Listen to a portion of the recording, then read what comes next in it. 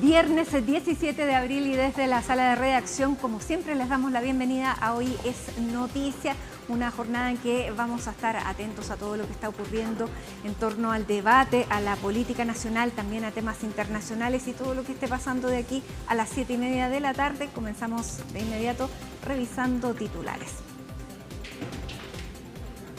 Los ministros se desplegaron por el plan de reconstrucción. La vocera de gobierno estuvo en Arica, mientras que los titulares del Interior y la SECPRES visitaron Puerto Montt y Valparaíso respectivamente. La gratuidad universitaria se tomó el debate debido a las diferentes versiones de los secretarios de Estado. En esa línea, José García Ruminot aseguró que limitar la gratuidad sobre los 30 años no va a estar en esta iniciativa. La Confederación del Transporte de Carga descartó una eventual paralización por el alza de los combustibles. Los dirigentes de la entidad se reunieron con el ministro de Transportes para solicitar, entre otras cosas, el congelamiento del precio del diésel por 6 meses. Luis de Grant valoró este diálogo, mientras que los camioneros indicaron que esperarán una respuesta antes de 20 días. Polémica generó la decisión del Ejecutivo de detener la ampliación del Centro Cultural Gabriela Mistral. El gobernador metropolitano emplazó a La Moneda, señalando que Chile no quiere más obras a medias.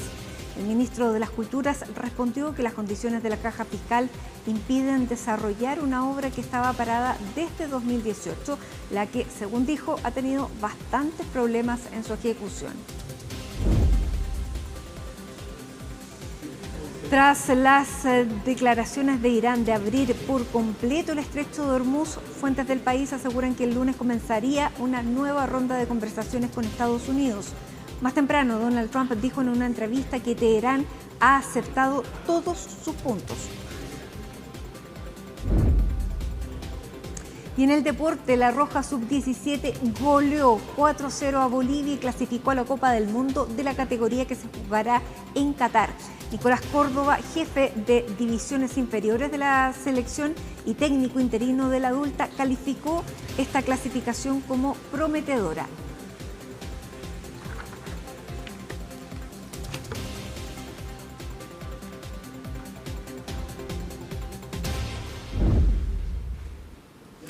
Comenzamos con el despliegue del gobierno a raíz de este plan de reconstrucción nacional que va a ingresar el próximo martes al Congreso, en el que se han visto algunas descoordinaciones. Vamos a conversar aquí junto a Colomba Eichholz para conocer qué es entonces lo que se ha comunicado el día de hoy, dónde han habido ajustes y dónde están los ministros para explicarle a la ciudadanía lo que va a entrar el próximo martes.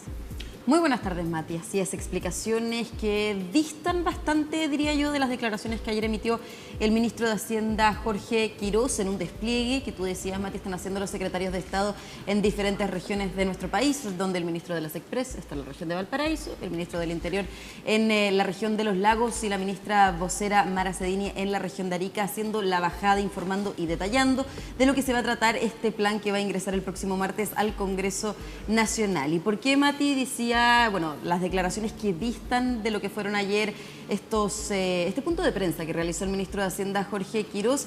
Porque durante esta jornada, desde la región de Valparaíso, el ministro de la Secretaría General de la Presidencia, Jorge Quirós, señaló que finalmente en el ministro de la Secretaría General de la Presidencia, José García Ruminot, señalaba entonces una declaración bastante diferente a la del ministro de Hacienda, que tiene que ver con la gratuidad, que decía ayer el ministro de Hacienda en este punto de prensa que efectivamente iba a haber una limitación a la gratuidad incluida en el proyecto, que finalmente iba a ser, según relataba el ministro, un plazo de 12 años para postular a la gratuidad, lo que finalmente también se asemejaba bastante a la propuesta inicial por parte del Ejecutivo, que era limitar la gratuidad sobre los 30 años, que eso había generado. Porque si la gente termina el colegio que los 18, los 30 son esos 12 Claro, años. finalmente era una manera Había una diferente de coincidencia, plantearlo, claro. pero era muy similar, por no decir igual, a lo que era la propuesta inicial por parte del Poder Ejecutivo, que había generado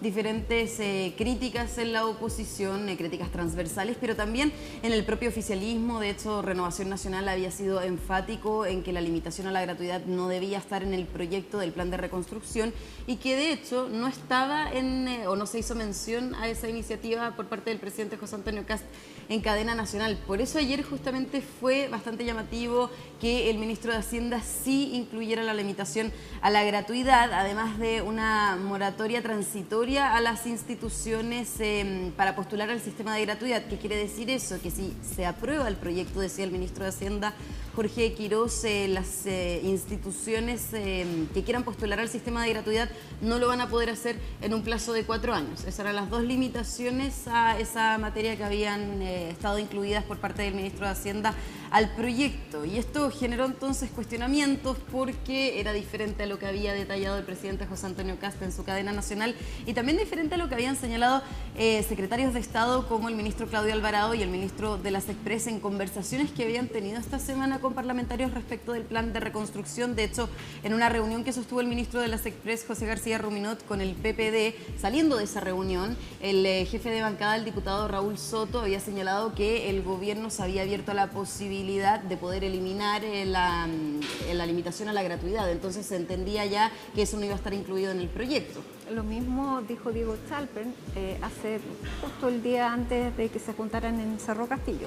Y también lo había dicho el ministro del Interior, Claudio Alvarado, ayer en la mañana en Radio Cooperativa, antes del punto de prensa del ministro de Hacienda, Jorge Quirós, que iba a ser un tema menos a discutir en el Congreso. Entonces, claro, no se entendió en el punto de prensa por qué sí se incluyó y lo mencionó el ministro de Hacienda, especialmente porque hoy, en este despliegue que están haciendo los secretarios de Estado, el ministro de las Express, José García Ruminot, fue enfático en señalar que tras una reunión que sostuvo ayer con el ministro del Interior y el ministro de Hacienda, finalmente se tomó la decisión de que la limitación a la gratuidad no estuviera incluida en el plan de reconstrucción. Y lo dijo, de hecho, en este punto de prensa al ser consultado sobre estas descoordinaciones entre los secretarios de Estado, en particular por parte del ministro del Interior, Claudio Alvarado, el ministro de las Express, José García Ruminot, y el ministro de Hacienda, Jorge Quirós, por lo que fue su punto de prensa ayer. Así que vamos a pasar a revisar esas declaraciones del ministro de las Express. Tuvimos una reunión ayer tarde-noche,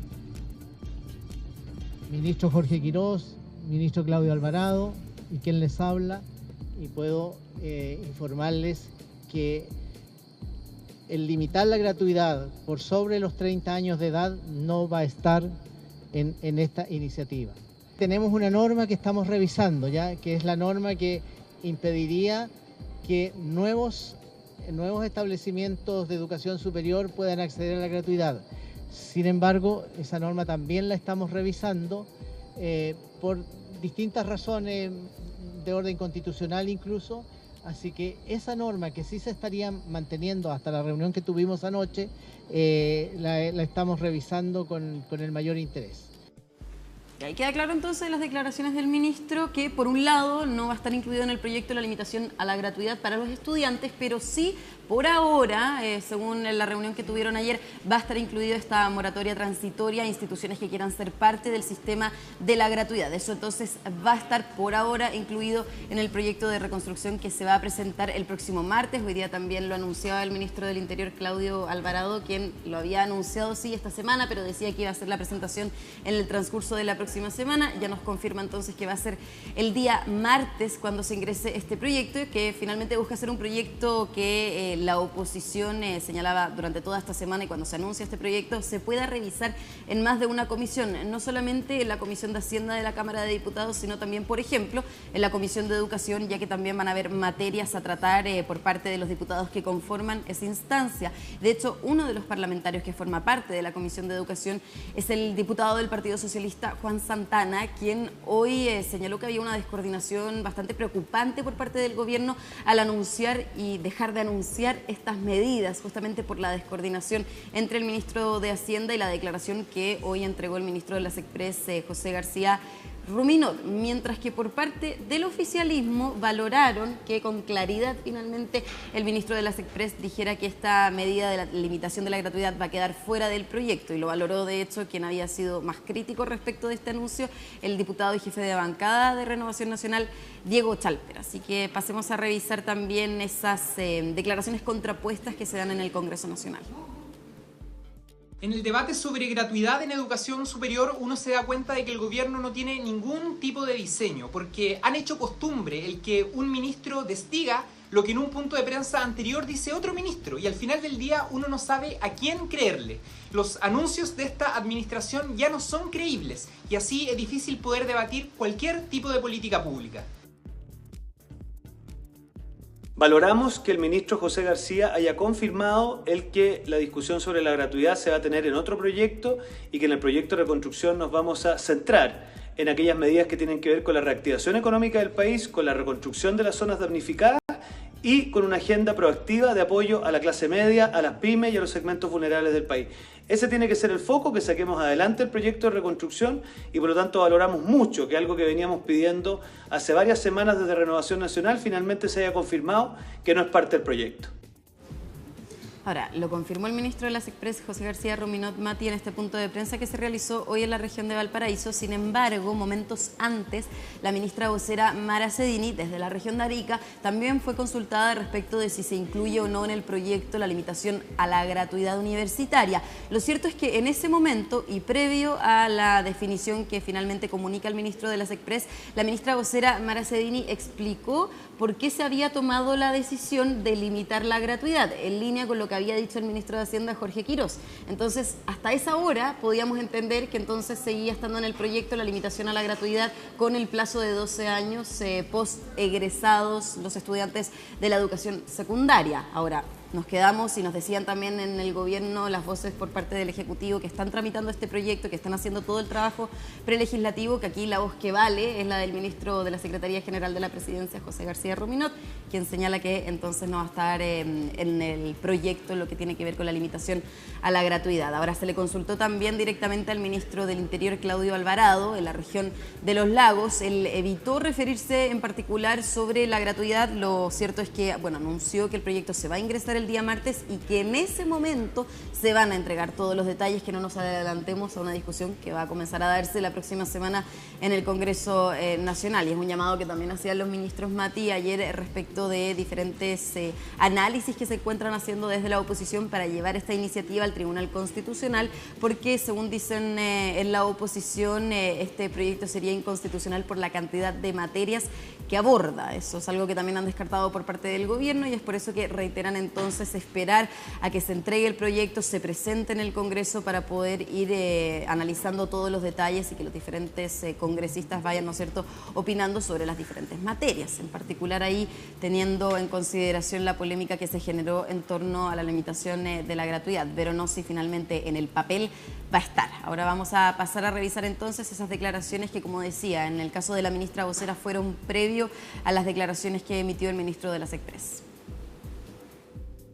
Respecto al proyecto de ley, es el proyecto que está anunciado, enunciado, se han dado las bajadas en los temas generales del mismo, y será ingresado el día martes, y el día martes yo le pido que revise el proyecto y vamos a tener las normas definitivas, pero no hay ninguna diferencia y ninguna contradicción al interior del gobierno. No hay contradicciones. Esta decisión se toma en base a un organismo técnico que recomienda precisamente la gratuidad hasta 12 años de haberse graduado de la enseñanza media. Esta fue una decisión técnica que se tomó y se puso en el proyecto, lo que no quiere decir que no puede ser conversable, sociabilizable con los parlamentarios, precisamente para que el proyecto salga adelante. Claro, es importante señalar que esa vocería de la ministra vocera, valga la redundancia, había sido antes de la definición que toma el ministro de las Express, José García Ruminot, pero de todas maneras Mati salta y llama bastante la atención que no haya una coordinación entre las vocerías. Claro, y que queda finalmente desmentida por la Secretaría General de la Presidencia. Una cosa que, claro,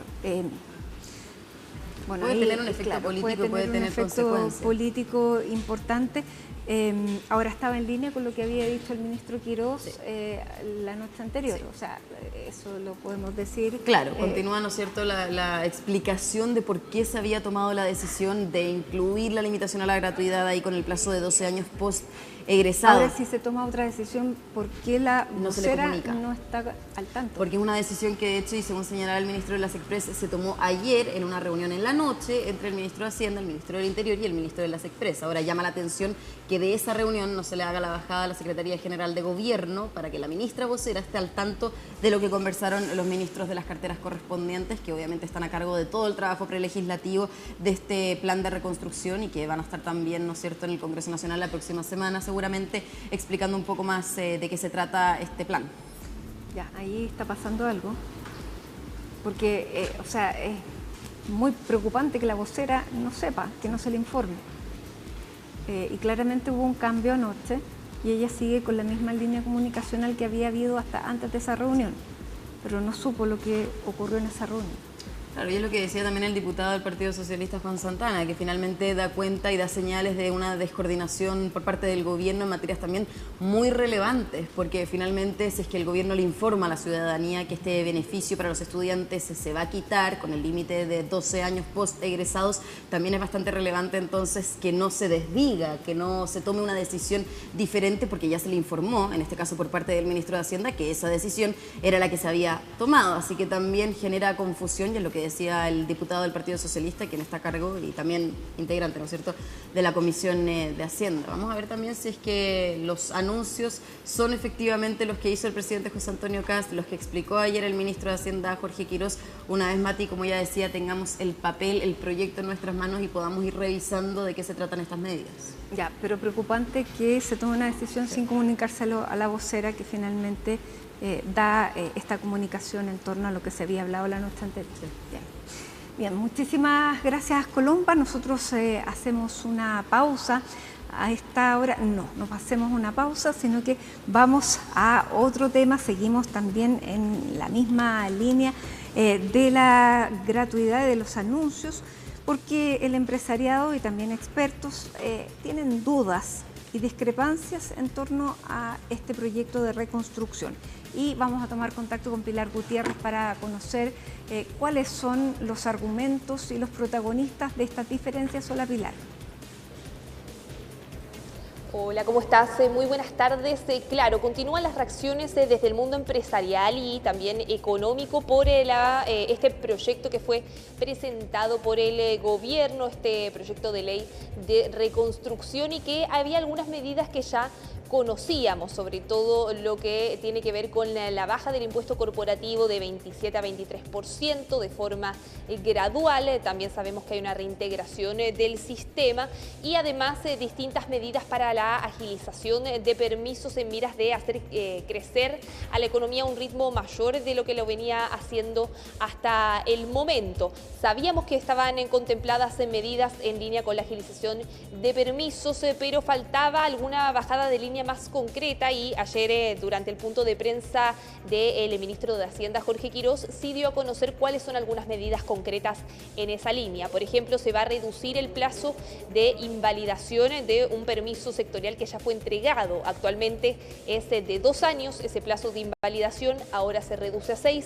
También, por ejemplo, en el caso de proyectos que ya cuentan con su resolución de calificación ambiental y que sean judicializados, en caso de que se determine por determinar y dejar sin efecto esa resolución o anularla, ahí el Estado va a tener que reembolsar los gastos asociados al proyecto que se hayan hecho hasta ese momento. Son parte de las medidas entonces que se han hecho y que se están impulsando desde el gobierno dentro de este paquete entonces de reconstrucción nacional, y que ha sido bastante valorado desde el mundo empresarial. Escuchemos lo que decía por ese tema la presidenta de la SOFOFA, Rosario Navarro. Hay que entender estas medidas como una agenda integral. Uno de ellos es cómo avanzamos en tener permisos mucho más ágiles, en que finalmente terminen beneficiando a los titulares de proyectos que muchas veces se tarda más de 10 años en poner ejecución un proyecto, así que no creemos que va en un buen camino. Y otros de ellos también van en el ajuste fiscal, en promocionar el empleo formal y también hacernos más competitivos frente a otros países que tienen los mismos beneficios que nosotros. Claro, esa es parte de la evaluación que hacen desde el gran empresariado, pero durante esta jornada también se refirió al proyecto Juan Pablo Suet, el presidente de la multigremial, con la mirada que tienen desde las pymes.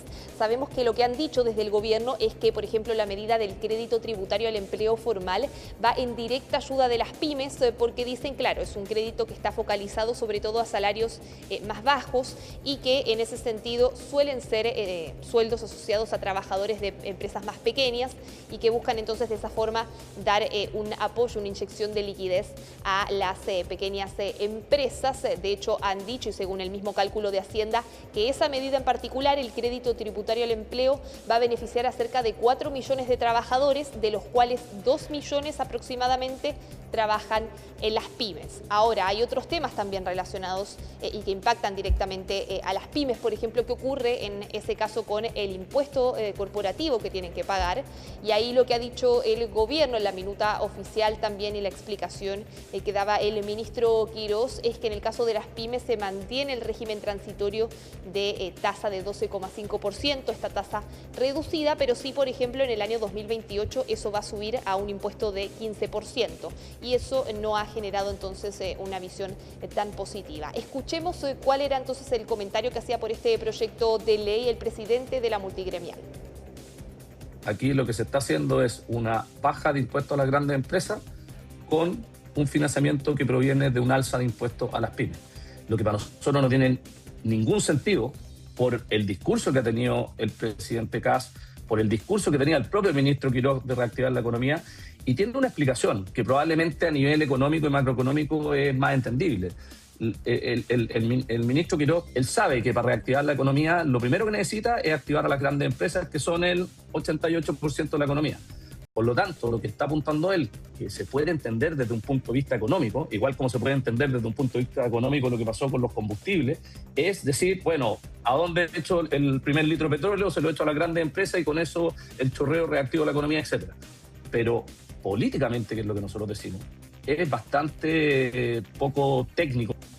Claro, y parte del debate ha sido también en torno a cómo se va a financiar y cuál es el costo que tiene este paquete con sus 43 artículos, decía ayer el ministro de Hacienda. Ahí desde el ministerio, de hecho, no han querido dar la cifra como tal, dicen que hay que esperar a que se entregue el informe financiero en conjunto con el proyecto la próxima semana, pero hay algunos expertos que ya están haciendo algunas estimaciones, algunas aproximaciones de cuál podría ser el costo de todo este proyecto de ley. Y ahí lo han cifrado cercano a los 3.000 millones de dólares. ¿Qué es lo que han dicho desde Hacienda? Que finalmente todo esto se va a financiar en su gran mayoría, 2/3, decía el ministro Quirós aproximadamente, con las medidas transitorias que están contempladas dentro de la iniciativa y también con las medidas que buscan agilizar crecimiento. Eso sería gran parte entonces de lo que daría el sustento para financiar toda este paquete de reformas y de cambios. Y también en el resto, finalmente ese tercio restante, sería, decía el titular de Hacienda, a través de contención de gasto, medidas que también están contempladas dentro del proyecto, como por ejemplo la limitación en términos de lo que es la gratuidad, también algunos incentivos al retiro, todo eso, además de otras iniciativas que ha tomado el gobierno, como la reducción de gasto a nivel ministerial. Todo eso, dice, podría ayudar a compensar. Escuchemos cuál era la estimación que hacía por este tema el economista Patricio Rojas.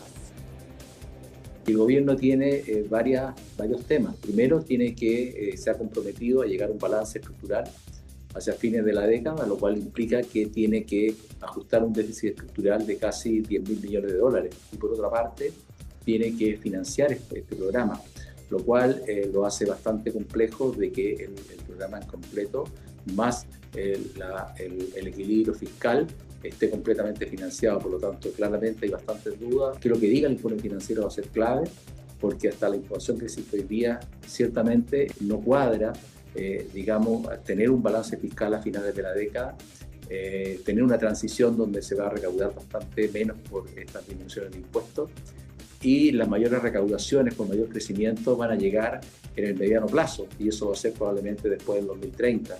Por lo tanto, la transición claramente exhibe bastantes dudas en materia de financiamiento. Claro, ¿cuáles son las estimaciones entonces que se han hecho sobre cuánto menos se podría llegar a recaudar? Bueno, ahí por ejemplo algunos economistas hablan que con la menor recaudación por impuesto a las empresas son cerca de 1.800 millones de dólares menos.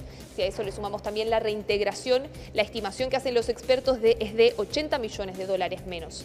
Pero también hay que señalarlo, como decíamos, desde el gobierno están planteando dentro de estas 43 medidas algunas particulares que son transitorias para aumentar la recaudación en el corto plazo. Como sabemos, es el caso de la repatriación de capitales por 3 años que está contemplada, también la declaración de rentas en el exterior por 12 meses a una tasa rebajada del 10% y también la rebaja a la mitad del impuesto a las donaciones de forma transitoria. Con todas esas medidas, el gobierno hace una estimación de que más o menos eso va a permitir recaudar cerca de 640 millones de dólares, por lo que una parte estaría contenida, y hay que ver también entonces cuál es el efecto y el ahorro fiscal que permiten otras medidas de contención de gasto, parte de lo que hay que conocer también en el informe financiero que se va a presentar. Escuchemos lo que decían por este tema desde Tax Defense. Se espera que el costo fiscal, es decir, que lo que se va a dejar de recaudar una vez que este modelo esté eventualmente operativo en su integridad, asciende a 2.400 millones de dólares anuales. Y a su vez, se espera como compensación una caja obtenida por estas ventanas temporales que se abren. Todas estas medidas compensatorias no alcanzan a la mitad del costo fiscal del total de las medidas que se proponen como rebajas tributarias. El resto, según se dice, se espera ser compensadas a través de un mayor crecimiento a mediano y largo plazo y a través de la rebaja de gastos fiscales. Parte de la evaluación entonces y algunas primeras estimaciones que hacen los expertos con respecto al costo y al financiamiento de este proyecto de ley de reconstrucción nacional, que vamos a tener que esperar entonces que se ingrese la próxima semana y ahí recién poder conocer el informe financiero con todos los detalles que pueda entregar el gobierno. Muy bien, muchísimas gracias Pilar. Pilar Gutiérrez con la información del empresariado, información económica a esta hora de la tarde.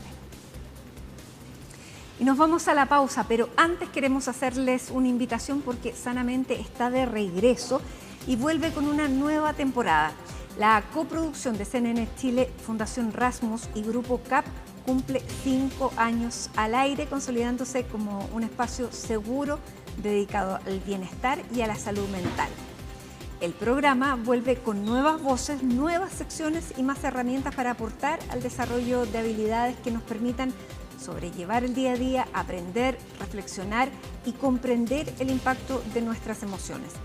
Este sábado a las 22 horas, el primer capítulo tiene como invitada a la neuropsiquiatra infanto-juvenil Amanda Céspedes, con quien Paloma Ávila aborda los desafíos en materia de convivencia escolar, marcado por el contexto actual de violencia en este grupo. Vamos a ver y les compartimos un pequeño adelanto. La violencia es social, ingresa, se infiltra en la escuela y se expresa allí, pero no está generada desde dentro. Ese es el peligro. Me ha tocado conversar mucho, Paloma, con distintas personas y estas personas, muchas de ellas, tienen ese concepto, que la violencia escolar se está gestando al interior de la escuela y por lo tanto la escuela es la que tiene que hacerse cargo, ¿no? Es como el concepto de bullying también. El bullying se le considera un fenómeno escolar y no lo es un fenómeno social. Bueno, ahí la gran Amanda Céspedes en esta nueva temporada de Sanamente. Nosotros hacemos un alto en Hoy es Noticia con esta imagen de Santiago en un día que fue bastante más cálido de lo que se había pronosticado. Vamos a ver cuál fue la temperatura, si nos pueden contar. La máxima fue de 24 grados y hasta ahora hay agradables 21 grados con 8 décimas de temperatura. Nos vamos a una pausa y al regreso estaremos conversando aquí en nuestra mesa de trabajo con el presidente del Partido Republicano, el senador Arturo Esquella. Y queremos seguir conversando sobre las dudas y las polémicas que ha dejado este proyecto de reconstrucción nacional, y para ello estamos aquí en el estudio de CNN Chile, en nuestra mesa de trabajo de día viernes, así que se lo agradecemos al presidente del Partido Republicano, el senador Arturo Esquella. Senador, bienvenido, muchísimas gracias por acompañarnos. Gracias a usted, Matilde, por la invitación. Un gusto estar acá. Y se lo agradecemos porque los días viernes sabemos que es más difícil. Bueno, la semana ha estado, la palabra se ha puesto de moda, copados por el tema de este proyecto de reconstrucción nacional. Finalmente, reconstrucción nacional va a ser el nombre. El nombre, la verdad, es algo para poder manejarse en esto precisamente. Los medios de comunicación, los proyectos, o sea, las leyes en definitiva tienen números, digamos. Así que pero le da algo, un alma al proyecto. Por conduce lo tanto, de alguna manera la comunicación, nos ayuda a rápidamente que la gente entienda más o menos a qué se está apuntando. Acá, a estas alturas, en el fondo, cada uno de los chilenos que ha tenido la oportunidad de seguir el debate sabe que se apunta a la reactivación de la economía. Eso le quería decir. ¿Usted le pondría reconstrucción o reactivación? Hay un juego de palabras con lo de la reconstrucción, para ser franco, porque efectivamente estamos hablando de reconstruir las condiciones económicas que siempre tuvo Chile y que lamentablemente se extraviaron en algún minuto. Y por supuesto que también tiene que ver con la necesidad de contar con una mejor condición económica para hacerse cargo de reconstrucciones específicas por los desastres que hemos tenido, incendios, digamos, y otras cosas en algunas partes de Chile, particularmente en Biobío, Ñuble y Valparaíso. Entonces, efectivamente, eso es a lo que apunta ese nombre, que en algún minuto probablemente alguien se encariñó con él mismo, pero el concepto que hay detrás habla de dar una señal potente. Yo me atrevería a decir, Matilde, de las más potentes que me ha tocado ver en los últimos 20 años, para decir Chile nuevamente es uno de los destinos más importantes y buenos para quienes están viendo dónde generar proyectos de inversión. Ahora, senador, una de las discusiones principales es que esto sí va a entrar como un solo proyecto o como proyectos distintos, porque hay distintas urgencias, de acuerdo, y distintos tiempos de discusión que se requieren para un tipo de medidas que para otras. Por ejemplo, para los temas netamente de reconstrucción del Biobío, de la región de Valparaíso, hay diputados y senadores que dicen eso podría salir en una semana y es muy sensible que salgan rápido. Sin embargo, algo como el impuesto de primera categoría para las empresas, eso requiere igualmente una discusión más larga. ¿Por qué la gente que espera la reconstrucción va a tener que esperar que se termine de hablar del impuesto de primera categoría? Es curioso para quienes hemos estado en el trabajo legislativo durante mucho tiempo que se haya puesto tanto el foco en la técnica legislativa, que es como nosotros llamamos tomar la decisión de por dónde, por qué Cámara va a entrar, cuál es la comisión, cuál es el contenido y los tiempos, si va con urgencia o no, en fin. Acá, bueno, eso sacó varias lecturas. Una de ellas es que de lo que ya se conoce, que es bastante por parte de la oposición, no tiene mucho espacio para criticar los contenidos. Lo de en los tiempos es atendible, el foco que tú estás señalando, pero hay algo que se sobrepone a esa mirada, que es tener la foto completa. O sea, para poder disponer de la reconstrucción que hay que hacer en esas partes de Chile que te mencioné, con la envergadura que tiene diseñado el Ministerio de Vivienda y de la forma en que se pretende abordar, tú necesitas tener, digamos, la foto completa de las finanzas públicas, saber que en 3 años más las condiciones que generaste te van a hacer... esa zona. Sí, claro, pero en el fondo tú tienes que proyectar si es que quieres construir en 12 meses, en 18 meses o en, caricaturicemos el ejemplo, en 4 años, es distinta la disposición de recursos. Tú cuando ya lograste aprobar todo lo que teníamos sobre la mesa en este proyecto o parte del mismo, y lograste reunir condiciones, digamos, para que se genere una inversión potente, para que las medidas que de una manera bastante contraintuitiva generan una recaudación a través de aceleramientos de procesos, como por ejemplo lo que se va a hacer en materia de donaciones, lo que se va a hacer en materia de repatriaciones, adelantar tributos que se iban a hacer en el tiempo, concentrarlos en un periodo determinado, o los temas, digamos, ligados a la construcción.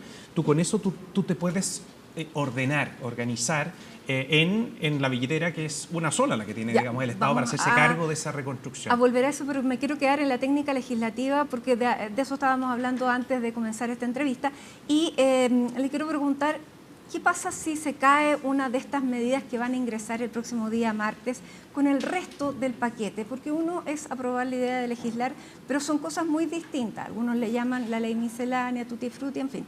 Pero claramente hay cosas que son distintas. Sí se aprueba en general, pero en las discusiones se va a votar finalmente por todo y si se cae una de los artículos, se podría caer, por ejemplo, el impuesto a primera categoría, pero puede aprobarse todo el resto. Los proyectos de ley, todos ellos, tienen dos grandes etapas.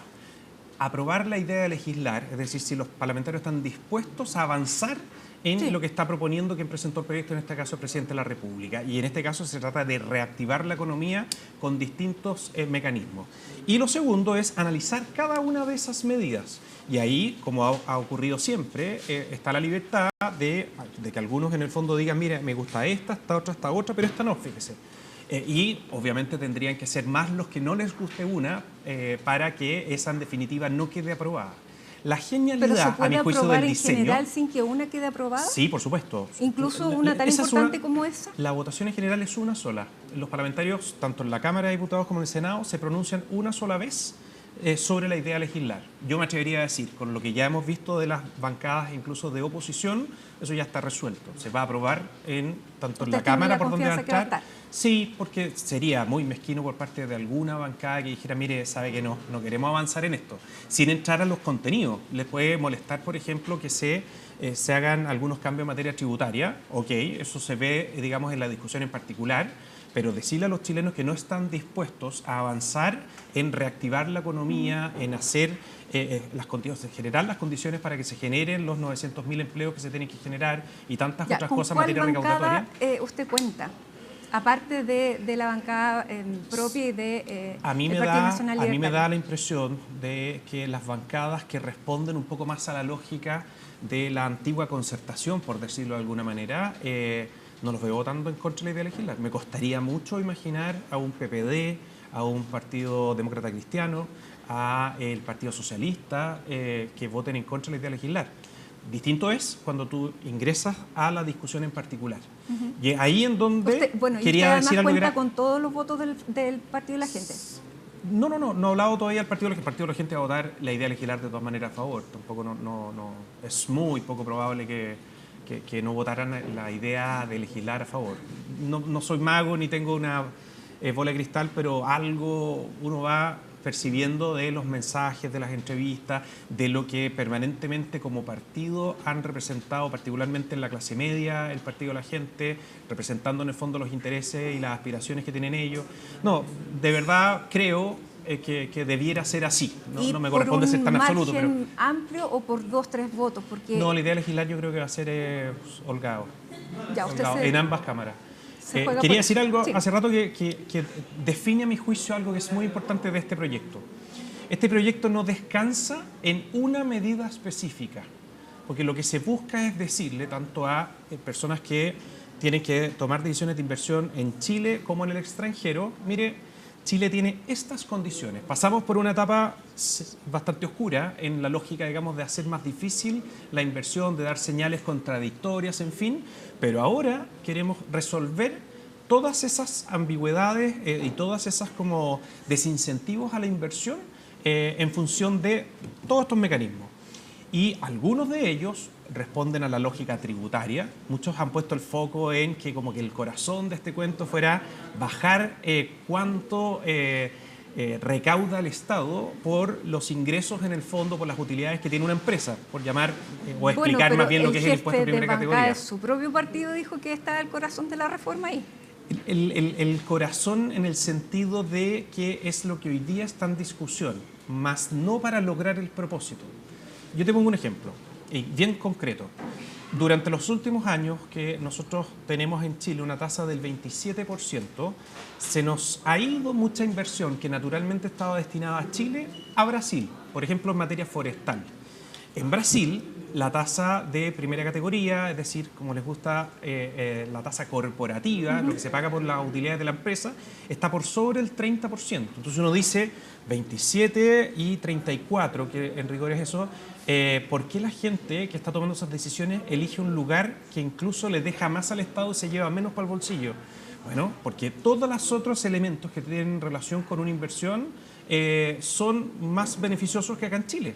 O sea, si me preguntas a mí, encuentro infinitamente más atractivo de este proyecto todo lo que apunta a mejorar las condiciones de los procesos para lograr los permisos en materia de resolución ambiental, toda la institucionalidad medioambiental, los tiempos y eventualmente cómo se está abordando uno de los grandes dolores de cabeza de la inversión, que es la judicialización, una vez que tú incluso ya tienes la resolución, la autorización, digamos, para poder avanzar en tu proyecto. Pero aquí la oposición ha planteado mucho que este es un proyecto que va en beneficio, por lo menos inmediato, para las personas de altos ingresos, que han llamado para los súper ricos, y que al recaudar menos, los que van a pagar el costo de esta reforma son las personas que viven de la ayuda también importante digamos, un porcentaje importante del Estado.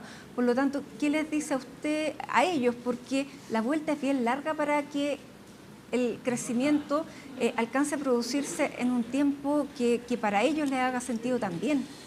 Yo espero, Matilde, que no suene ni arrogante, ni pretencioso, ni menos peyorativo, pero me da la impresión que has puesto el foco en materias tributarias y particularmente la rebaja en la primera categoría, porque no dominan los contenidos que hay un poco más profundos en otro tipo de ámbitos, y sale fácil por parte de la oposición explicar por qué se oponen con un juego de palabras, digamos, de 27, bajar el impuesto que queda en el Estado a 23, es algo que es fácilmente entendible por todos.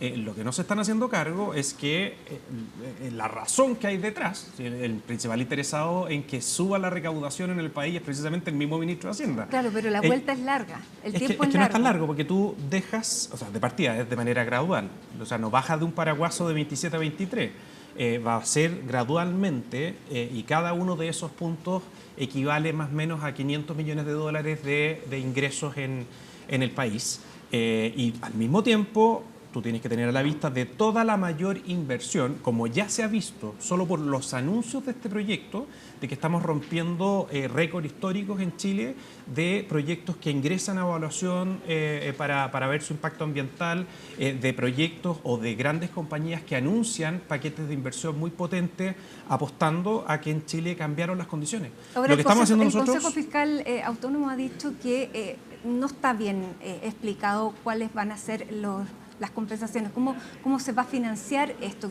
que no va a generar más déficit fiscal.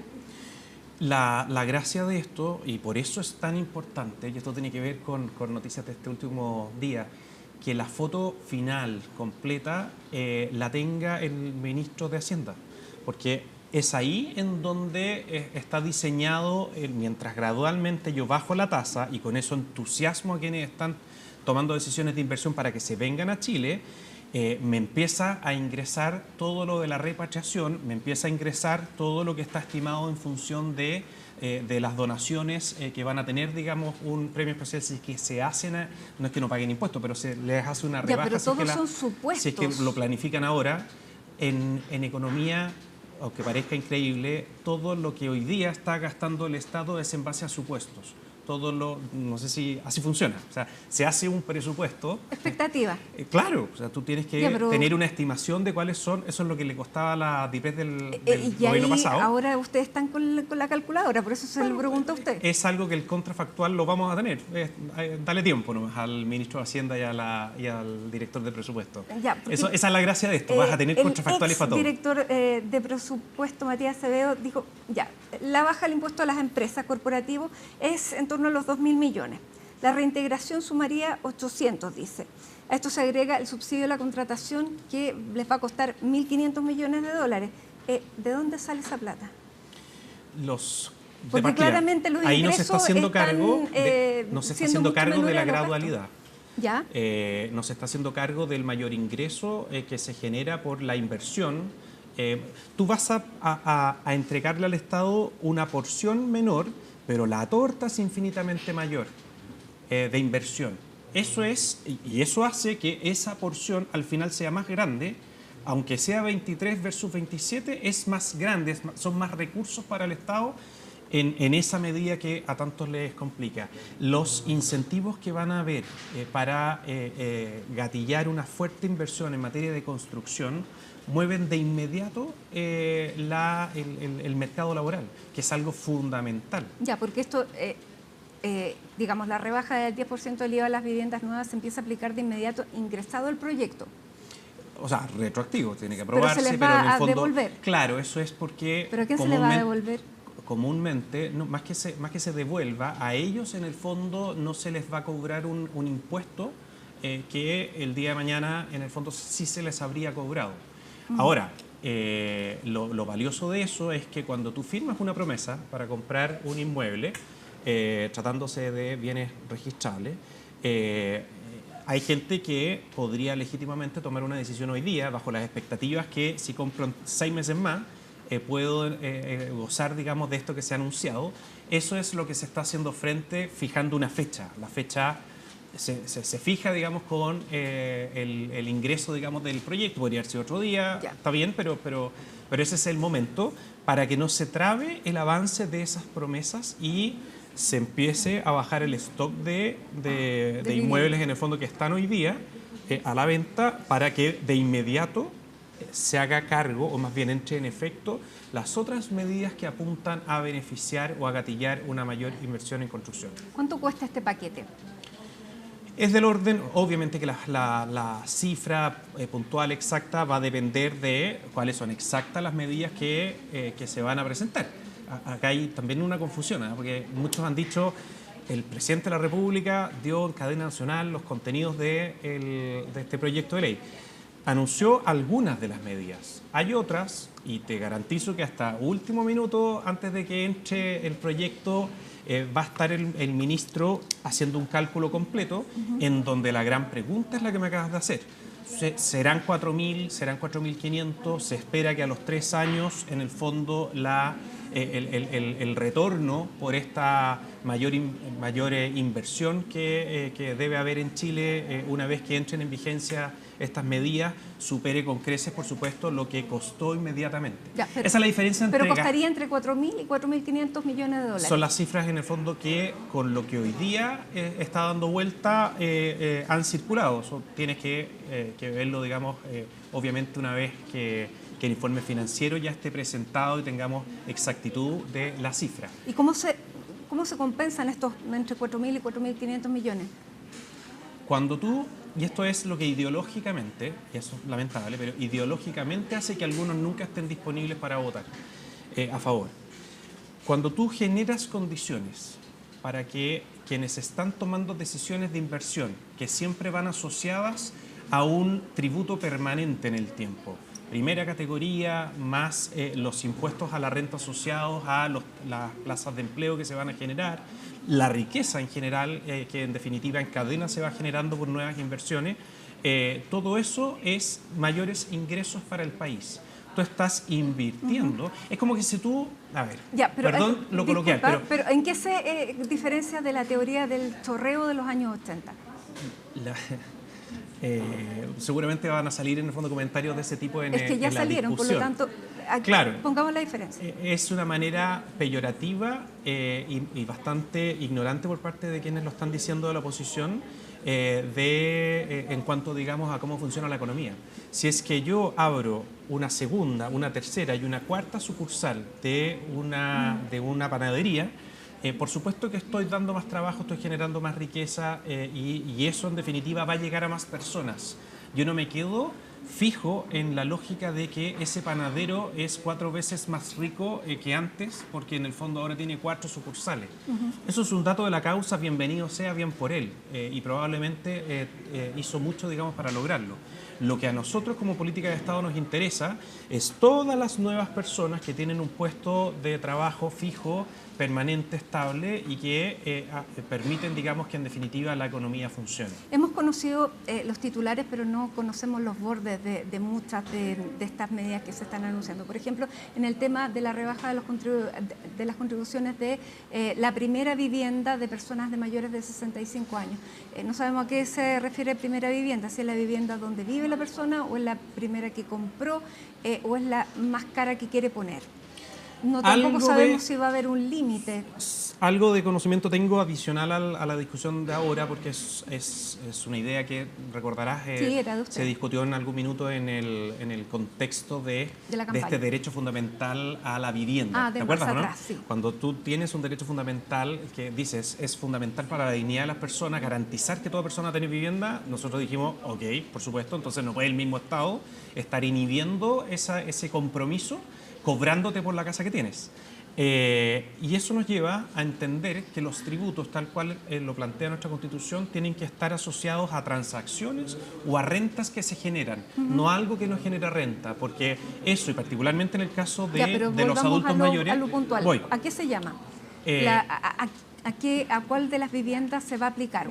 En ese entonces nosotros lo definíamos, hay que ver cómo lo va a definir este texto, muy probablemente parecido, a la definición que tú hagas en el Servicio de Impuestos Internos de cuál es tu vivienda, si tuviera más que una, por supuesto, cuál es tu vivienda principal, la habitual de donde, digamos, vives, o resides. La más cara. Bueno, es muy probable que sea así. ¿Y va a tener algún límite que, digamos, saque de este beneficio? Por ejemplo, a viviendas que están por sobre las 25.000 UF. Más que límites, yo creo que lo recomendable, cuando el principio que hay detrás de esta medida es de justicia, es decir, yo no te puedo cobrar por algo que tú ya pagaste al Estado por tener, y no puedo sujetar el que tú sigas teniendo una propiedad que te pertenece en función de que le estés pagando al Estado. Sobre todo cuando ya no tienes ingresos. Entonces, de justicia el factor. Y en términos de eso justicia, ¿le parece justo que sus papás dejen de pagar contribuciones mientras la Ventana necesita esas contribuciones para tener mejores condiciones de vida? Más que justo o injusto, yo creo razonable cuando tú estás frente a un abuso del Estado ponerle atajo, particularmente con los adultos mayores. Creo que esa es la razón que hay detrás para hacerse cargo. Mayores. Adultos mayores son todas las personas mayores de 65 años. Económicas de cada uno. Y si una persona, por condiciones económicas que sean buenas, malas o más o menos, deja de tener ingresos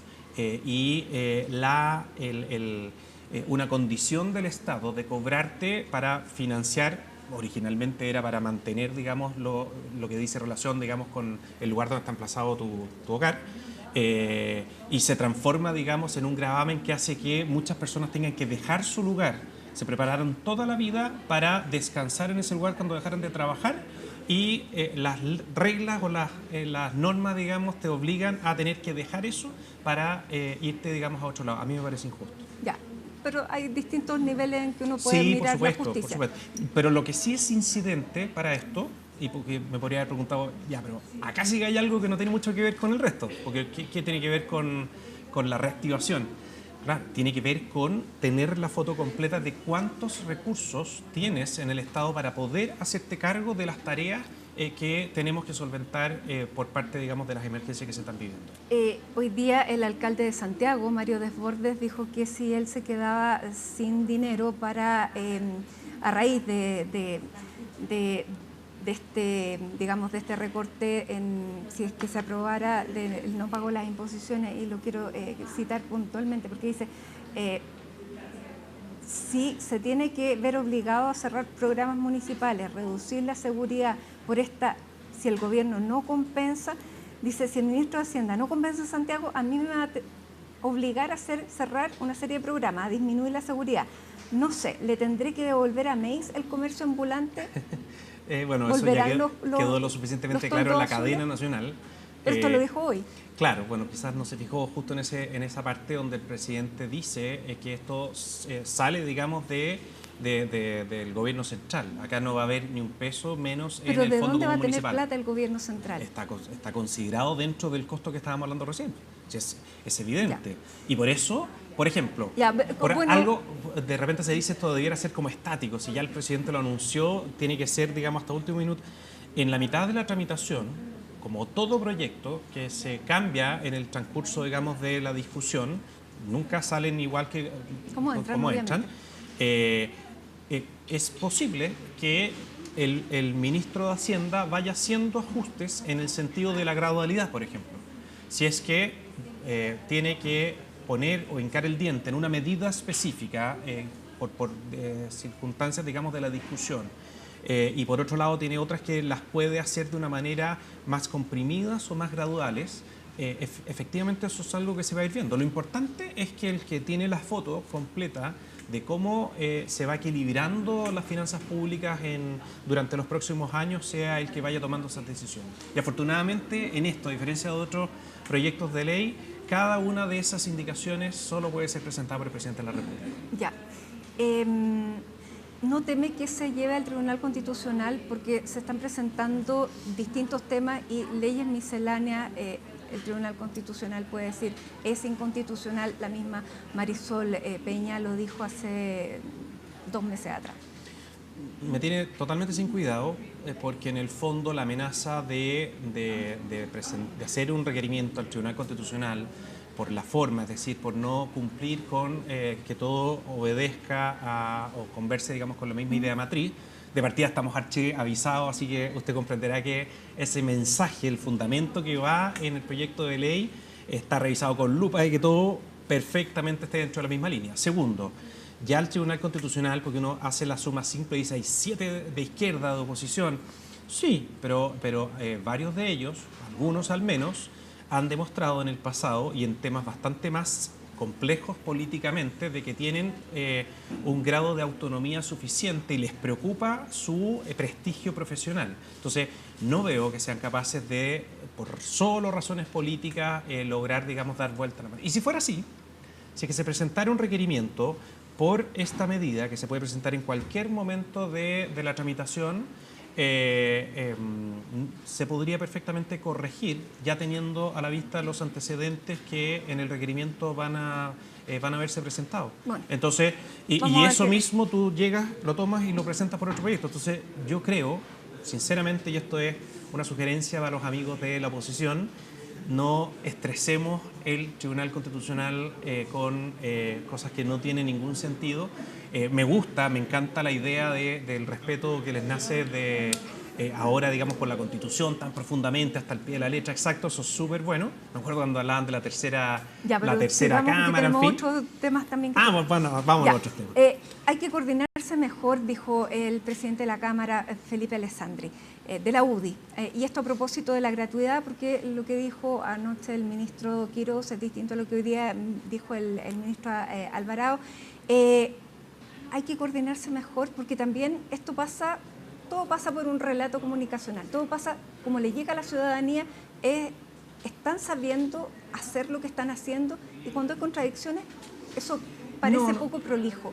No hay ninguna contradicción. Lo que hay sí es... Pero es que el discurso de anoche fue distinto al de hoy. No, pero no le asigno, digamos, la connotación de una contradicción, sino que hay distintas visiones que van construyendo cuál va a ser la medida en definitiva. En cada una de las opiniones que se hayan ido generando, lo relevante es que el que tome la decisión en definitiva es el que tiene la foto completa. Eso que lo hemos comentado antes es algo muy importante. Que lo aclaró hoy día el ministro Alvarado. Yo sé, pero el que tiene García. García, sí. Pero el que tiene la foto completa, me dijo usted, el ministro Quirós, por lo tanto, claro, ¿con qué nos quedamos? Pero por supuesto que el ministro García lo habló con el ministro Quirós. O sea, no es en ningún caso contra la voluntad del ministro Quirós el que, en definitiva, digamos, una de las medidas que perfectamente se puede presentar y usted puede corregir lo que a todos nos preocupa, de que alguien que postergó su ingreso a la educación superior por falta de recursos y por distintas razones, digamos, de la vida, por maternidad, por ejemplo, hacerse cargo, digamos, de la crianza de los hijos en los primeros años, en fin, pueda acceder en el momento que corresponda, incluso después de los 30 años, a la gratuidad. Eso que nos preocupaba perfectamente se puede lograr, o se podía, porque ya se tomó la decisión, de una manera distinta, con excepciones, con contraexcepciones, en fin. Se optó, yo creo, para que no se concentre el debate en algo previo a que incluso entre el proyecto. Se optó por, lisa y llanamente, decir que esa medida simplemente no va, digamos, pero es una decisión que en definitiva el ministro Quirós toma y se comunica a través del ministro de Hacienda. O sea, las comunicaciones García. y los relatos crean realidades. ¿Cómo califica al gobierno en materia comunicacional? Yo lo que haría por lo mismo es esperemos la realidad del contenido del proyecto de ley para tener opiniones más profundas. Salgámonos del proyecto, yo lo digo, porque vamos a seguir discutiendo el proyecto, pero en este mes que lleva el gobierno. Estoy hablando del gabinete y fundamentalmente de la Secretaría General de Gobierno. A la ministra secretaria general de Gobierno le debe haber tocado una de las tareas más difíciles que puede tener alguien a cargo de comunicar información oficial, que es decirle... debe ser una de las carteras más difíciles. Sin ninguna duda. Pero además, imagínense, pónganse en el lugar de tener que de la noche a la mañana, que pasaron como entre 3 o 4 días, no más que eso, de avisarle a todos los chilenos que la benzina va a subir 370 pesos, el diésel va a subir 500 y tantos pesos. Por maestro que uno sea en las comunicaciones, la verdad es que no hay cómo hacerlo. Fue la benzina, fue luego quien pagó la cuenta del almuerzo, fue el estrecho de Magallanes. Hay un approach de la ministra hacia incluso las comunicaciones. Yo lo quería, cualquier persona seguridad. que le toca informar y comunicar, si uno mirara todo lo que comunica y empieza a revisar únicamente las cosas que no han sido del gusto del evaluador, por supuesto que uno se va a encontrar con cosas que salen mejor, otras que no salen tan bien. Ya, pero usted ¿cómo le evalúa? O sea, porque siempre se han caracterizado por ser rigurosos. ¿Cómo evalúa las comunicaciones del gobierno? A mí lo que me gusta mucho es que la ministra ha formado un equipo que ha permitido que hayamos llegado a este punto con una información que le llega a todos los ministerios y que hoy día, desde hace ya algunas semanas, tenemos desplegados a los ministros de distintas carteras yendo a los distintos medios de comunicación a comunicar lo que están haciendo en sus respectivas áreas. Eso que nace, digamos, de la CGV, que es... ¿Y por qué ella se ve tan débil entonces? Me da la impresión de que muchas personas han querido poner el blanco de personas opositoras, por supuesto, al gobierno, en la cara visible, que en este caso, y como siempre ocurre, es quien hace la vocería. Pero sin ninguna duda, alguien con las capacidades, las cualidades particulares que tiene la ministra Sedini, y por de pronto, de repente se piensa que el trabajo de ella es únicamente pararse frente a un micrófono. El trabajo de coordinación de toda la usted lo evalúa bien. Ahora, lleva un mes y un poco más y una semana. ¿Hay alguna autocrítica que usted diga esto tiene que arreglarse o ir mejor porque la expectativa de la ciudadanía era distinta? Hay una autocrítica, y que es dura, que es que uno no puede asumir que porque las cosas tengan una explicación sensata, razonable y basada en el sentido común, la oposición no va a dejar de incendiar la pradera por esa razón. Uno tiene que asumir que cualquier detalle que salga, digamos, de los parámetros que uno podría considerar como correctos, perfectos, en el ámbito de la comunicación va a ser una razón para que se arme un escándalo por parte de la oposición. ¿Fue un error hacer el almuerzo, por ejemplo? Yo creo que echarle la culpa a la ministra por hacer hacer el almuerzo, digamos. El almuerzo yo creo que fue un error no avisar a tiempo de que ese almuerzo no era pagado con recursos públicos, sino que era pagado con plata del bolsillo del anfitrión. Y finalmente, en materia de seguridad, que es la gran promesa que tiene este gobierno y que durante este mes no hemos visto prácticamente a la ministra, y la ciudadanía lo que ve es que es una promesa que está al debe. Lo que se va a hacer en materia de seguridad pública, Matilde, créame que va a permitir que cualquier persona que estaba ansiosa por ver resultados va a quedar no solo satisfecha, sino que bastante conforme y a gusto con todo lo que va a pretender abordar la política y la agenda de seguridad pública encabezada por la ministra Steiner. ¿Cuándo lo vamos a conocer? Lo vamos a conocer relativamente luego. Si usted, y me imagino que esto también se comprenderá, trata de entrar con baterías de medidas tan potentes al mismo tiempo, económica y de seguridad, la verdad es que se genera una situación que es bastante compleja si es que son las mismas personas las que tienen que abordar esas materias. Ya, usted lo atribuye a que fueron temas como, digamos, de agenda que ustedes no quisieron contraponer. Imagínese ahora, en cualquier momento, podría perfectamente la ministra ir al norte de Chile y demostrar todo lo que se ha avanzado, porque eso están dando. No lo sabemos, quizás acá en Santiago, o en Valparaíso, o en cualquier parte del país, pero todo lo que se ha avanzado en materia de la construcción de las fronteras materiales, o el avance... Sabemos que la zanja no puede construirse en todos los kilómetros que se iba a construir, lo dijo el ministro Arrau. Claro. Sabemos que taparon una parte de la zanja, que se robaron una retroexcavadora, que los detuvieron. Y en los lugares en donde no están las zanjas, y va tecnología, usted comprenderá que todo el trabajo administrativo de hacer una licitación, todavía esa información no se tiene, pero por Dios que va a ser... ¿Y eso no es un error a un mes no tenerla todavía? No, fíjese, porque contar las cosas a medias y decir que, darle como que fuera la gran noticia, decir que se prepararon las bases para la licitación de tecnología, claro, que va a servir como sensor en las fronteras donde no hay zanja, no es mucha noticia. No, yo esperaría que tengamos eso instalado para poder darlo a conocer. ¿Cuál era entonces la autocrítica a la que usted se refería? Porque no la entendí. Fui poco claro porque traté de no ser tan odioso. La oposición que está perdida entre ellos, no saben, o sea, hay una desconfianza muy profunda entre la extrema izquierda y lo que podríamos llamar el tipo de concertación. Voy a eso. Sí, voy a eso. Entre ellos, la manera que han tenido de resolver sus diferencias ha sido levantar un escándalo por cada cosa o cada paso que da el presidente o sus ministros de Estado. Ejemplo de eso es los 3 minutos, 5 minutos que mientras saludaba la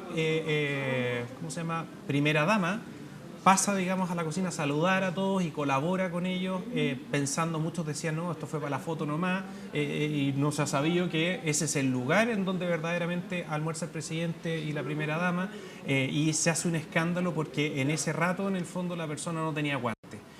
Ese es el nivel para el cual tenemos que estar preparados. Y no anticiparse a que van a venir críticas por cualquier detalle. Es un error. Bien, senador Arturo Esquella, muchísimas gracias, le sacamos el jugo en este viernes, sí. Así que gracias por venir, nuevamente se lo agradecemos, sobre todo después de este largo tiempo de entrevista. Muchísimas gracias. Hacemos una pausa y ya estamos de regreso.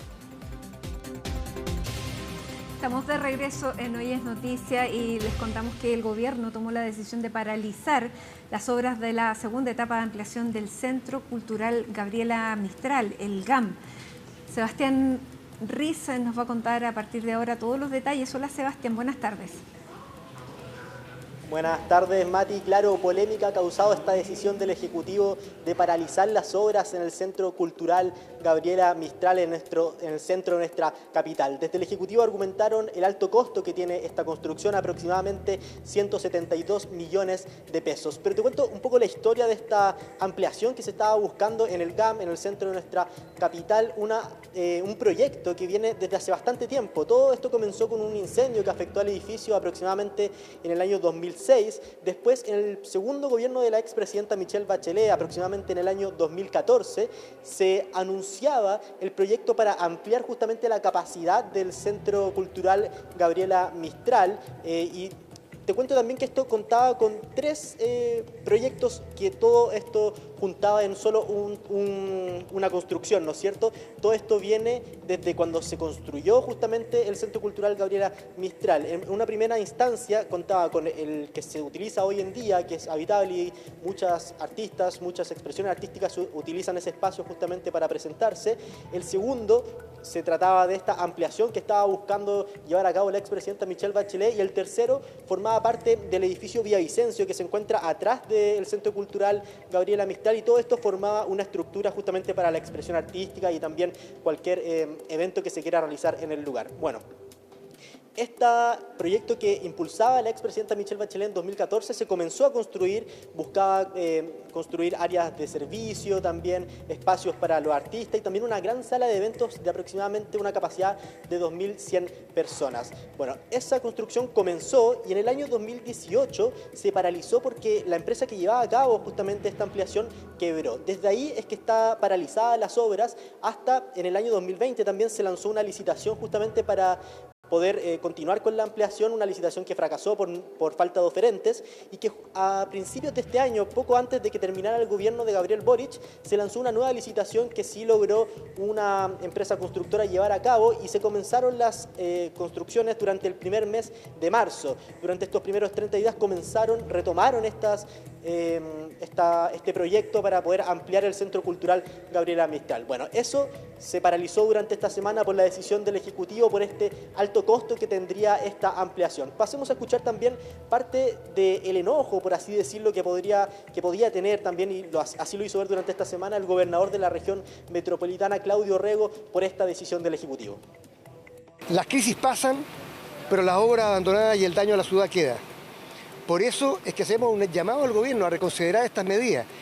En todas estas obras, no solamente en la de la ciclovía, sino que especialmente en la del GAM, hay miles de millones de pesos ya invertidos en diseños, en estudios, en equipos que se han comprado.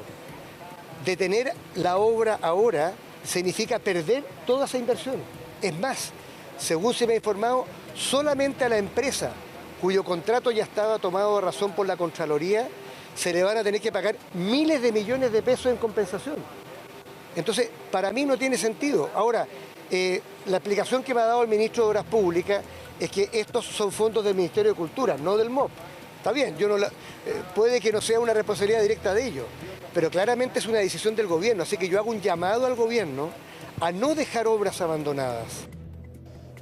Claro, Mati, y recordemos que esta es otra de las medidas que ha tomado el gobierno justamente para bajar el costo fiscal, ajustarse a lo que también llamó el Ministerio de Hacienda del recortar el 3% de todos los ministerios y que también ahí recordemos otro enojo, por así decirlo, que pudo haber tenido el gobernador de la región metropolitana al paralizar justamente la construcción de la ciclovía, de la continuación de la ciclovía en el eje Nueva Alameda. Bueno, pero desde el Ejecutivo argumentan que esta construcción tiene un alto costo. Te comentaba anteriormente que es aproximadamente unos 172 millones de pesos y también el ministro de Obras Públicas, Martín Arrau, se refirió justamente por esto ayer en redes sociales y dijo que en un comienzo la licitación se estaba realizando por unos 72 millones de pesos, como escuchábamos también, y que esto finalmente subió a 114. Es por eso también que tomaron pie atrás de parte del Ejecutivo y decidieron por paralizar estas obras, no cancelarlas, eso hay que aclararlo, pero sí paralizarlas hasta que la situación fiscal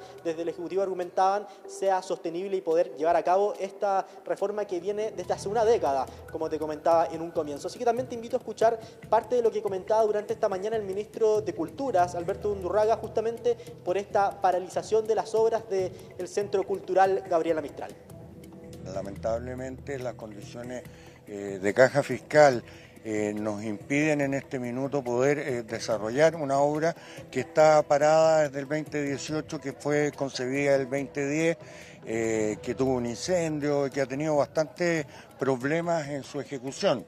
La obra fue adjudicada durante los meses de verano, a finales de enero, a la constructora, se iniciaron las obras mismas, pero lamentablemente no estaban garantizados los dineros para poder concluirla. Si bien es cierto, es voluntad de este ministerio y de este ministro el llevar a cabo una cooperación público-privada, nada garantizaba que nosotros pudiéramos financiar con aportes privados, no teniendo certezas porque no estaban los dineros para poder llevar a cabo esta obra.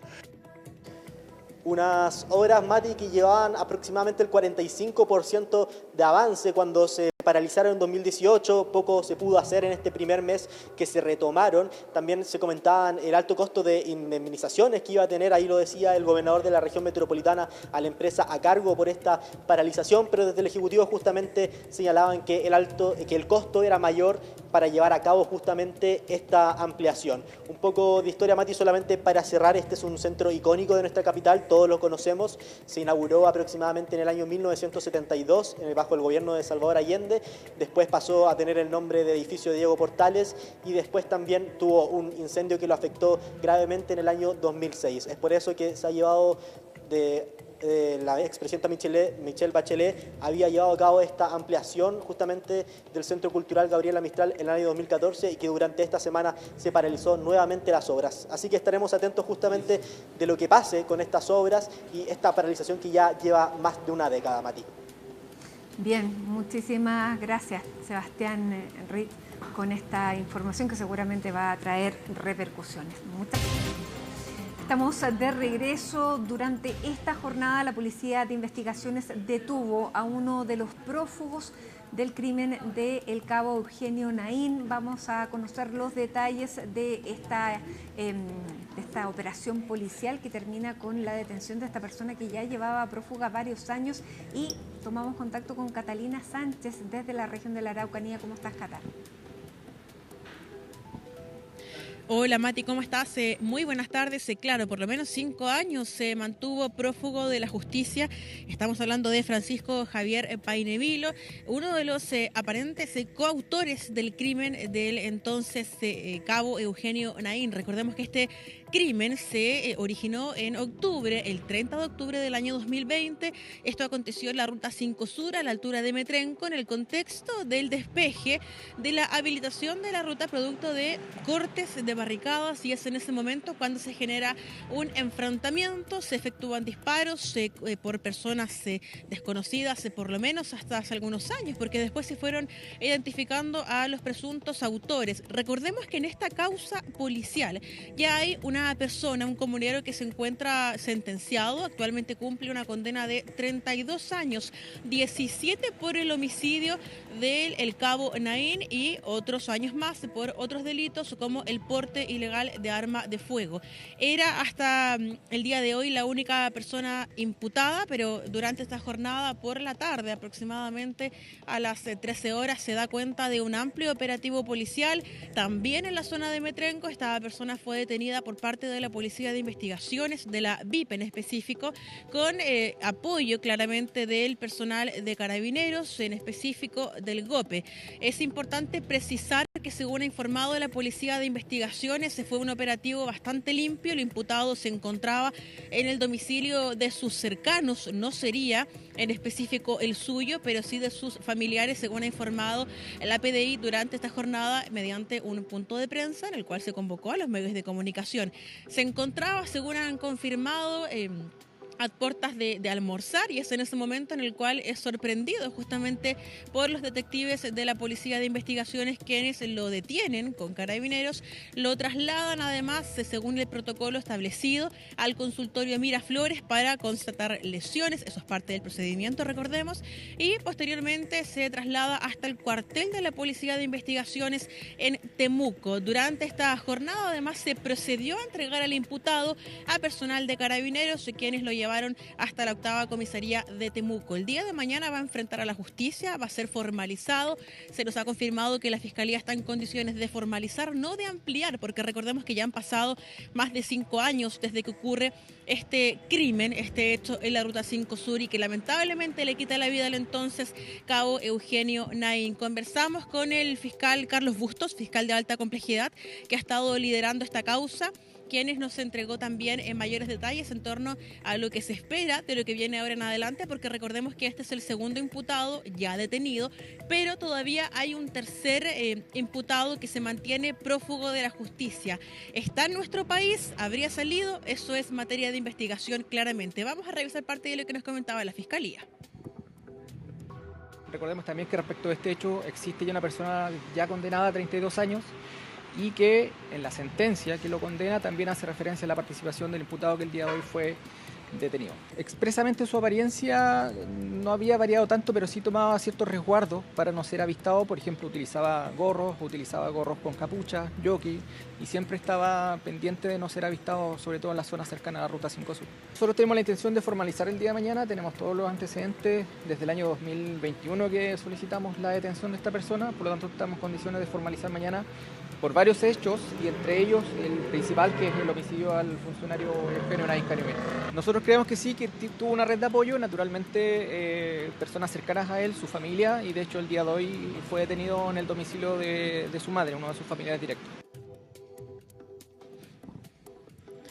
Sí, varios puntos importantes que se le preguntaron también al fiscal Carlos Bustos, fue bien extenso el punto de prensa, respecto de lo que él también comentaba ahí en las declaraciones. Finalmente se le consultó si el imputado había cambiado su aspecto físico. La Fiscalía y la Policía de Investigaciones comentaban que más que cambiar el aspecto físico, lo que hacía él era cambiar un poco la ropa que usaba, usar harto jockey, harto gorro, ropa con capucha, justamente para no ser identificado por las policías, porque era intensamente buscado desde 2021, cuando se emite finalmente la orden en su contra. Estaba en casa de sus padres, ya lo decíamos, iba a almorzar, y finalmente, tras una coordinación de importancia entre ambas policías, la PDI con Carabineros, se concreta este operativo en la zona de Metrenco, en la comuna de Padre Las Casas, justamente en la misma zona en la cual se comete este crimen en 2020, que lamentablemente le quita la vida al entonces cabo Eugenio Naín. Familiares llegaron hasta el cuartel de la Policía de Investigaciones, evidentemente molestos también con su detención, de alguna forma también a acompañarlo. Recordemos, ya lo decíamos, que él fue llevado hasta el cuartel de la PDI, pero posteriormente se le entrega el imputado a personal de Carabineros para poder pasar la noche en la unidad policial, y finalmente mañana ser aparentemente llevado de forma presencial, eso lo estamos confirmando aún, hasta el Tribunal de Temuco para poder ser formalizado. Lo decíamos, no van a ampliar, van a formalizar, porque la investigación ya se ha extendido por más de 5 años. Hay información bastante sólida, según ha confirmado la Fiscalía, para poder imputar estos cargos, en este caso a esta persona que se le detiene. ¿Cuál es su autoría? ¿Cuál es también el grado de participación? Según ha comentado la Policía de Investigaciones y la Fiscalía, sería de igual forma bien similar a lo que ocurrió con el otro imputado, que ya es una persona condenada. Hablamos de Luis Tranamil Nahuel, quien cumple una sentencia de 32 años y 17 se le dictaron por el homicidio del cabo Eugenio Naín. En este caso, el imputado igual enfrentaría a la justicia como un coautor.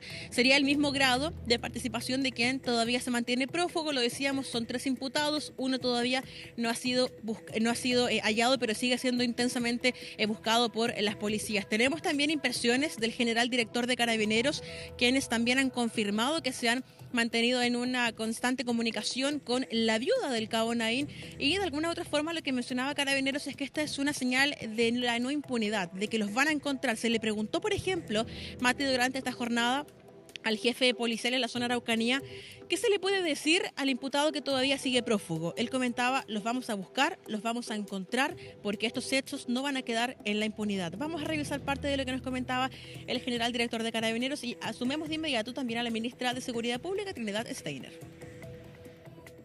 El día de hoy se produjo la captura del prófugo involucrado en el asesinato del suboficial mayor Eugenio Naín. Por lo tanto, permítanme felicitar el trabajo realizado por parte del Ministerio Público, de la Policía de Investigaciones y de los equipos especializados de Carabineros de Chile.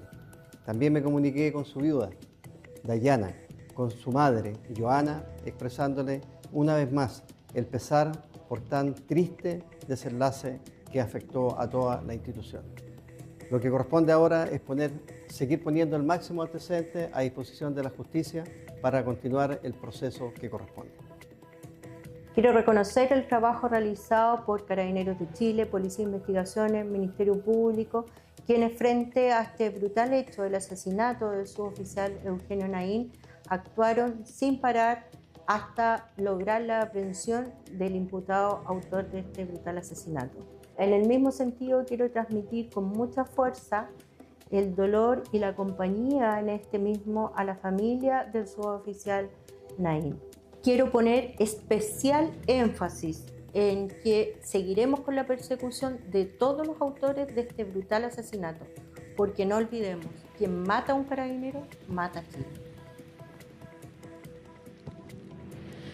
Francisco Javier Painevilo enfrentará entonces el día de mañana a la justicia en el tribunal ubicado en la comuna de Temuco. Veremos finalmente cuál es el cargo que se le imputa de forma directa por parte de la Fiscalía y cuáles son las cautelares que va a decretar el tribunal. La Fiscalía claramente va a pedir la prisión preventiva por tratarse de un homicidio calificado, en este caso en contra del entonces cabo Eugenio Naín. Eso por un lado, Mati, pero además durante esta noche recién pasada se registró otro ataque, un ataque incendiario, esta vez en la provincia de Malleco, en específico en la ruta 49 que une la comuna de Coyipulli con el sector de Curaco. Según ha informado la Fiscalía de la Araucanía, este hecho ocurre aproximadamente a las 20 horas cuando personas que se desplazaban en un vehículo son interceptadas por otro vehículo del cual descienden por lo menos 3 sujetos fuertemente armados, los obligan a descender del vehículo, les exigen tenderse en el suelo y finalmente le comienzan a revisar sus pertenencias, roban sus elementos y proceden entonces a incendiar este vehículo y ellos se dan a la fuga. Según ha informado la Fiscalía de la Araucanía, no se habrían registrado disparos en el lugar y tampoco se hallaron lienzos ni panfletos. Según ha informado también la Fiscalía, quedó a cargo del OS9 y el Abocar de Carabineros de poder indagar este hecho que lamentablemente deja a este vehículo quemado y que además, por lo demás, y esto es lo más importante siempre, deja muy afectados emocionalmente a estas personas que sufren esta encerrona, este hecho en la provincia de Malleco, que lamentablemente es algo que no es primera vez que ocurre, pero que claramente genera una afectación emocional en las víctimas. Ya se ha tomado contacto, por lo demás, con la unidad de víctimas para prestar todo el apoyo que sea necesario, en este caso quienes sufrieron el robo de sus pertenencias y, por cierto, siendo amenazados con armamento largo, según informó la Fiscalía.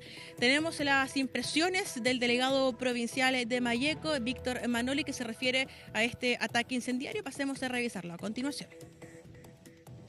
De acuerdo a los antecedentes, alrededor de las 19:25 horas, un grupo de sujetos encapuchados y armados habría interceptado una camioneta en la que se trasladaban 2 personas, obligándolas a descender del vehículo para posteriormente rociarlo con combustible e incendiarlo, dándose a la fuga en el mismo vehículo que se movilizaba.